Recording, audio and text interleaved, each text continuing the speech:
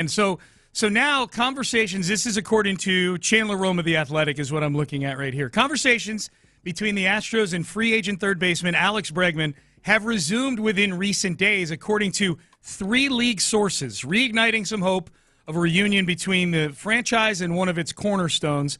That possibility seemed dead in December when Dana Brown said talks between the two sides had stalled, and then the Astros pivoted and spent $60 million on first baseman Christian Walker. This is after they had traded Kyle Tucker for, among others, Isaac Paredes to play third base for the team next year. So for the last several weeks, the Astros, the seats are all taken on the infield, right? Like if we're going third to first, Paredes, Pena, Altuve, Walker, seats taken. It's a lot. You know, it's funny. As you were just giving that tidy little summary, it occurred to me, man, that is a lot. That's a lot of big stuff, which obviously we all know and we followed.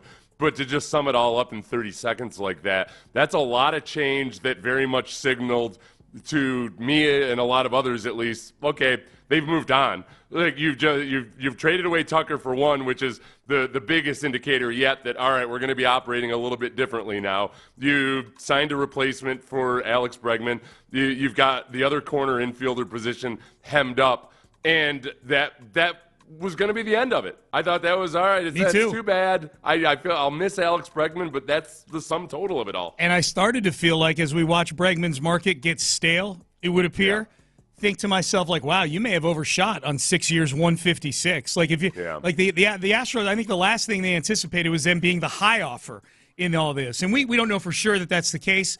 But because it could be Bregman got a better offer, but it's a team he didn't want to go to, that kind of thing. I do think that, look, the Astros remain one of the best teams in the league at the analytical side of things, and a lot of the contracts now, they're driven by the analytics by most of the teams in the league.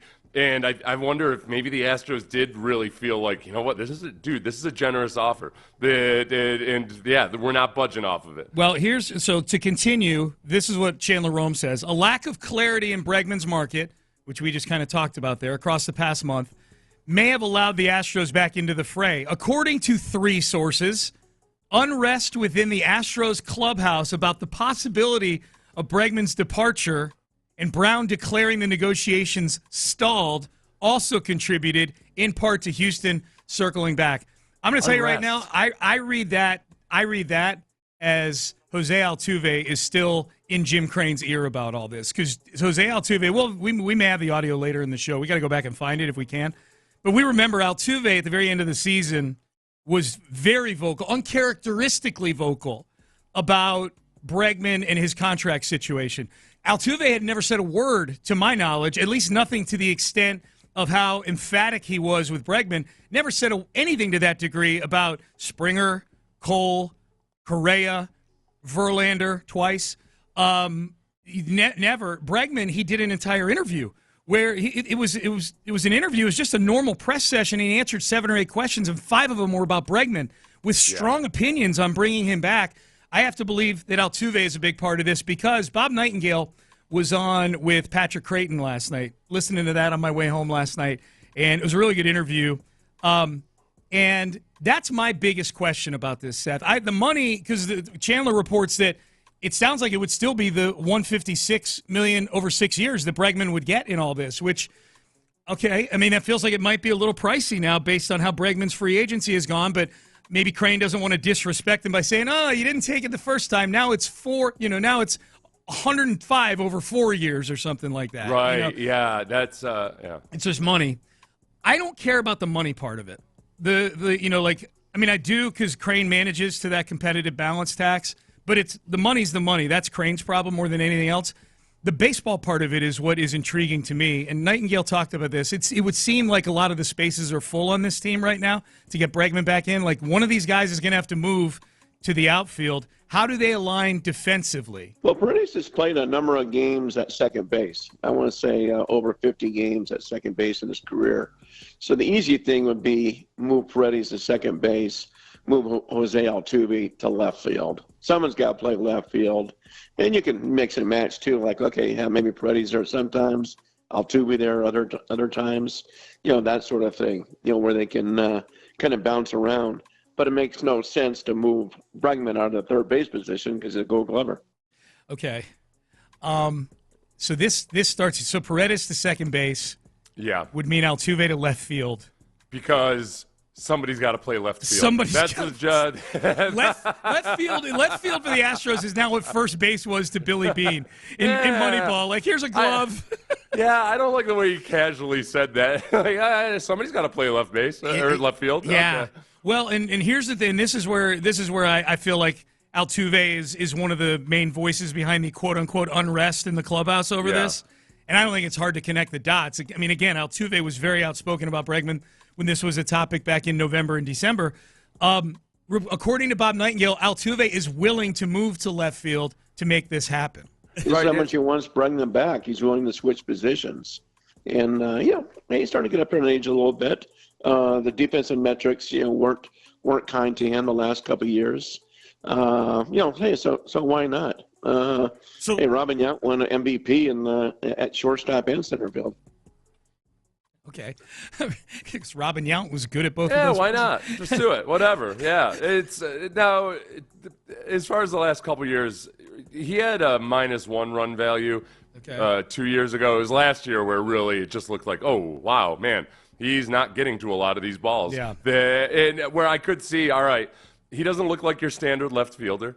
Immediately I started just having all these visions of I've just got no appetite for watching Altuve in his declining years not being tall enough to get to some of those balls in left fielder, especially left center. Yeah, I don't. Let's start with he doesn't look like the standard anything. He's 5'6". Right. Which we have to remember. Yeah. Right. Like, okay, it really is. Because as I was thinking that, you're thinking specifically of the instances where you're like, oh, okay, he's not going to be able to launch up in that left center nook and make some of those catches. But lots of guys can't make catches regardless of what their height is. Sure. I don't want to fall victim to that. Like, well, you want to have a first baseman who's really tall and can do the splits. No, it's more nuanced than that. Yeah. I think that if Altuve is genuinely declining as a defensive player and last year wasn't just a glitch, he can make up for some of that reduced reaction time and speed more easily in left field, I think, than he can at second base. Like the reaction time isn't going to hurt him as much. Yeah. Now there's a learning curve. It's just like seeing the bat come off the ball. Thousands of times over the course of a baseball career, it means something. But I think he could handle that. So I'm not opposed to it. No, okay. I mean, I kind of am. My unpopular opinion is, I would just, especially if it's $156 million over 6. This is where I will circle back to the money. I care more in the short term about what it does to the team defensively. Oh, let's move Paredes. Paredes has played 53 games at second base. Let's stick him there. Altuve's never played outfield, but it's just left field. It's not center or right. I did not appreciate his tone of voice at all. Let's stick him out there. This feels like you're doing a lot to accommodate a guy who went out on the market and found out his market wasn't all that it was cracked up to be. And that is where the 6 years, 156, like, okay, if we're going to make all these accommodations, then maybe Alex Bregman needs to make an accommodation as well, and realize, if there needs to be a give and a take. Alex Bregman can't just walk back in my opinion, and take the Astros offer that's the highest one on the board. If they already told him, hey, man, we're going to move on, we've got to make some decisions here. And look, some of this is, if the Astros hadn't made the horrible decision to sign Jose Abreu and extend Rafael Montero, this becomes a much easier conversation. And maybe that factors into them being willing to pay Bregman. Is that, okay, we're going to have to bite the bullet this year because we've got those bad contracts. But once they're off the books, Alex Bregman slides very neatly into those, into that slot right there. Once we don't have 35 million in bad contracts on the books anymore, we can withstand having Bregman on the books. I don't know, man. There's something about it to me where they clearly moved on. He's still sitting out there. It's very tempting to have him on the team because he's an excellent baseball player. But I feel like there needs to be a little bit of a give and a take if all of a sudden we're having to move all these puzzle pieces around. And now all of a sudden you've got two guys that are playing uncomfortable positions to accommodate Bregman. You know what I mean? Who did he mention as the second? Did he mention Biggio as the second baseman that had played in the outfield, or did he mention somebody else? Well, he mentioned Robin Yount at the end. Robin Yount won an MVP at shortstop and center field for the Brewers. The difference was, I thought he had said Biggio. Maybe that's just where my mind was going. The difference with Biggio is he had played outfield at various times in his career, so it's not he could go back and forth. Yeah. His final season, when he was 41, he was a catcher for one game. For one inning. I don't remember that. Yeah, it's listed in the stats as a catcher for one game. I'd have to see. If I had to bet, I would bet that game was like in September, where they're trying to do one of those. He played. It was a ceremonial, and that feels like something like that.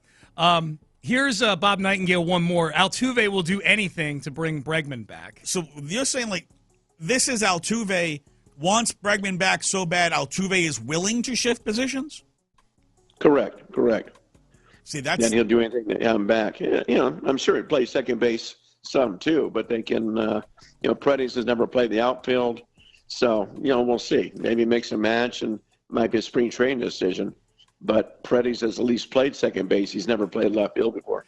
I think the whole thing's fascinating. For one thing, I'm not angry about it or anything. I've got my opinion on it. I don't know that I would do it, but if you just take the names off of it. Take the names out of it. Just say that, hey, this baseball team over here is willing to sign a third baseman and move their penciled-in third baseman to second and move their second baseman to left field just to accommodate him. Yeah. I would be like, well, that's insane. That's stupid. Why would they do that? But then you apply the names to it, especially as an Astros fan where you know all these guys. Right. And I think that does speak to Bregman's leadership. That these are the accommodations they're willing to make. That I think it speaks to how important, Bregman, you bring it up all the time with Hunter Brown and him sitting down with, he rescued Hunter Brown last year. You know what I mean? There is a level to Bregman's leadership, anecdotally, that we hear about that it does make it an interesting debate. I don't think I would do it, but if they do it, I'm here for it. That kind of thing. It feels like a Rudy type situation where Altuve's walking in and it's jersey. He does. He's laying his jersey on the table. Or he's like a union agitator back in the day, where all of a sudden one of your most trusted employees, all of a sudden he's decided to unionize, and Jim Crane is thinking I like this guy, but I know how to bust up a union. I don't know. Crane's in a dicey situation here. There's a part of me that if I'm in Crane's shoes, the thing I might want to say, but I'm going to bite my tongue is, hey, listen, Jose, We've already made the exception to the way we usually operate, and it was for you. Yeah. So we've kind of already did that. Now you're asking for more, and I frankly, I feel like you're being a little bit ungrateful. That's Crane talking, not me. Right, okay? Right. I'm just picturing. Aggregators. Right. That'd be funny. Crane's we've already made the exception. You're familiar with him, and he just pulls out a mirror and holds it up in front of Jose Altuve. Badass. Yeah, that would be good. Crane strikes me as the kind of guy that carries a mirror underneath his desk. Someday when they make the Moneyball version of the Astros, they do a movie about the Astros, that's what it'll get. I wonder, or he might say all right, Jose, well, let's take your contract and modify it. And, you want him so bad. Yeah, if you want him so bad, then I'm going to need you to bleed a little bit too. If you're asking me to bleed, then let's just go ahead and modify your contract to accommodate Bregman. Texts are rolling in. Are we forgetting Jose has no arm? Yeah, there's that. Oh yeah, there's that. That's what I'm saying, man. This is. Yes, I am forgetting that. Yeah, that's.